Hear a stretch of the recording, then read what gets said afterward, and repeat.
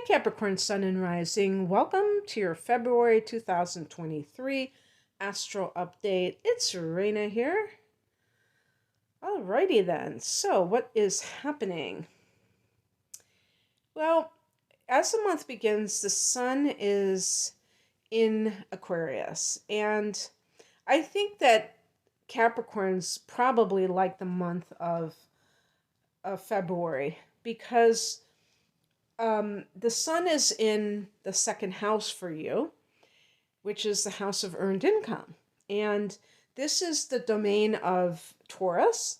Taurus is a fellow earth sign, and so this is about the earthly delights, otherwise known as your money and your possessions. And it also is your self esteem, and I think your values are also considered second house. So the point being that you being an earth sign too, you can appreciate the side of life. So you may even notice that you tend to I was going to say you tend to clean up in late January and through, the first few weeks of February financially because of this trigger to your second house. And of course, there are no guarantees, but it just is one of those things that can, be fun to anticipate every year. So on the 5th of the month, we have a full moon at 16 degrees of Leo. Leo is the opposite sign of Aquarius. So at the time of a full moon, the sun is opposing the moon. And so you're going to see this opposition from one house to the other. In this case, it's going to be the second house to the eighth house. So the full moon is in the eighth house. The eighth house is other people's money, or you could say shared resources. So if you're married or coupled in terms of living together, you have shared resources. Even if you have separate bank accounts, if your partner is getting a raise, that affects you in an indirect way because there's going to be more money brought into the household, right? So even for people who keep their finances separate, you still kind of gain indirectly from your partner's raise or financial gift that came to them. And so the other thing too is if there is a shared resource, this could be money that you get as a gift too, money that you don't earn yourself, but you get as a gift. But it can also be, when I say shared resource, it could be like an inheritance. So sharing it with other members of your family, for instance.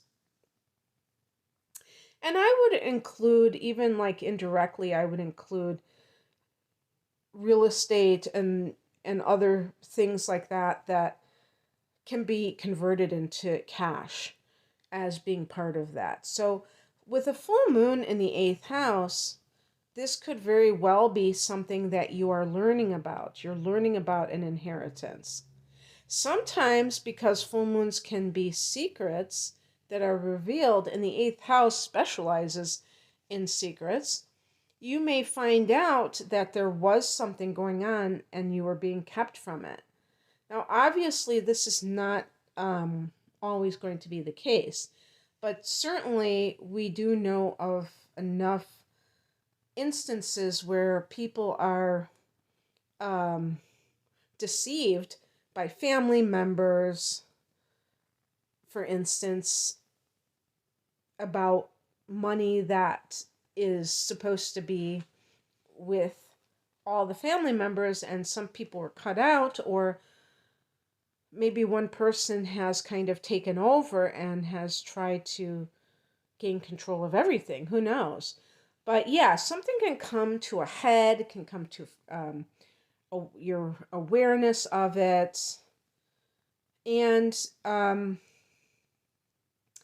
also, if let's say your partner loses their job or quits their job or retires, then the spotlight is on you, perhaps, that you are the sole breadwinner, at least temporarily. And so that could be what's going on.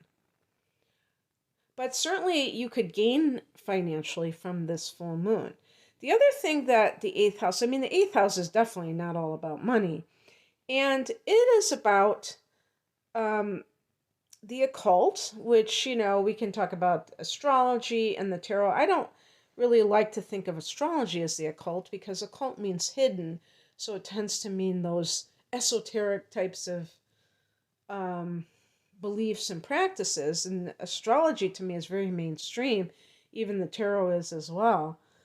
But metaphysics and things of that nature, it's also the house of transformation. So for some Capricorn people, you may realize something on the spiritual level that really is super important in terms of your own spiritual growth. Because, I think of the sign of Leo, and Leo really is about the self, the passions of life. And so this can cause some people to maybe, think about their life and maybe making a change, letting go of what doesn't serve you. If you're not feeling something, that you let it go, and that that you're going to regenerate. You're going to find what really is your purpose. A lot of Capricorns can have trouble with that because you feel like you have to, maybe you feel like you always have to have a job or you always have to be making money. And it can be very difficult to relinquish those tendencies. But sometimes it's exactly what you feel called to do because maybe you're undergoing a spiritual awakening yourself. Remember that Pluto is transiting your sign, and it's really at that heightened, one of those last degrees where it's summing everything up. Now it is going to go back into Capricorn after it briefly goes into Aquarius. So it's not totally exiting your sign until sometime in 2024.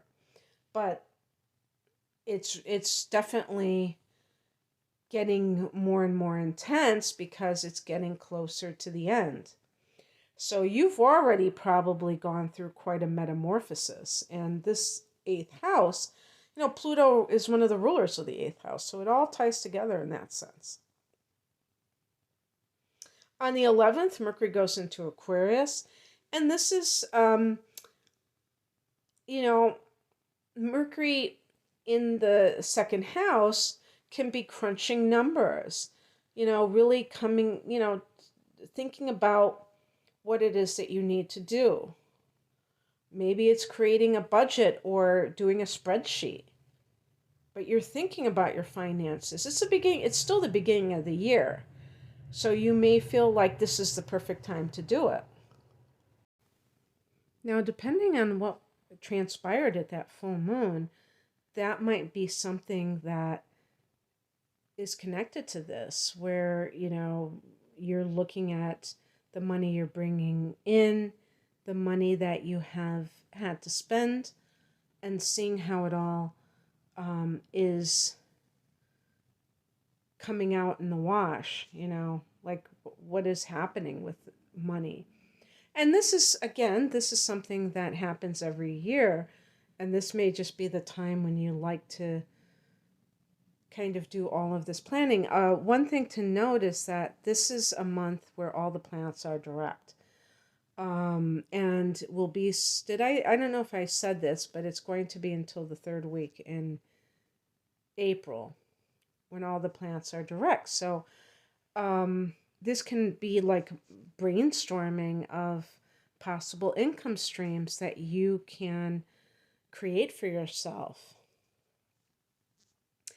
On the 18th, the sun goes into Pisces. This is a friendly angle called a sextile, and this is the third house, so it's very much about communicating. In terms of family members, this can be your brothers and sisters.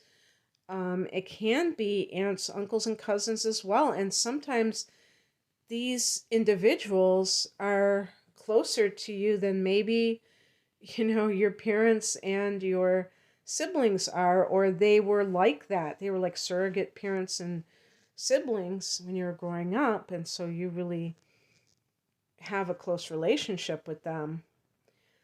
Um, so you may be honoring them in some way, getting more involved. The third house is also the house of teaching and learning.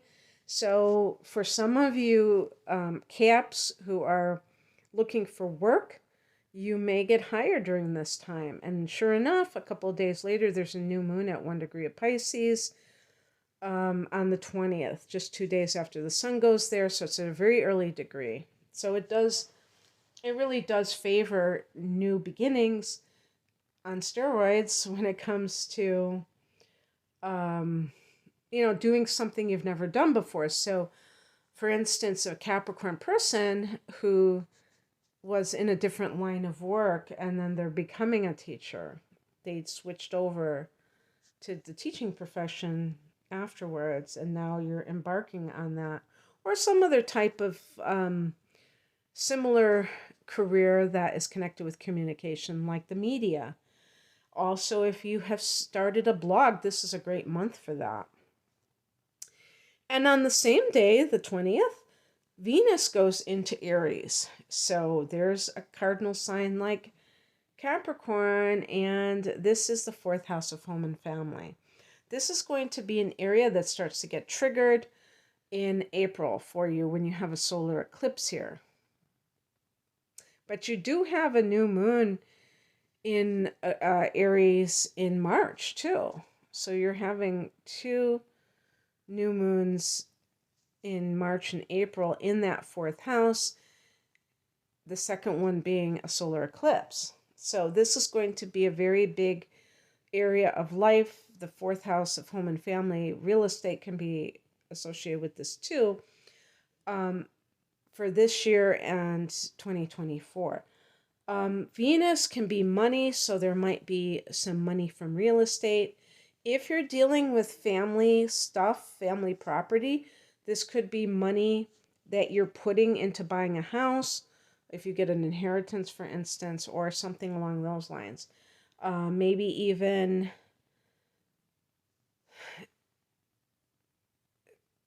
selling a house, I guess, too.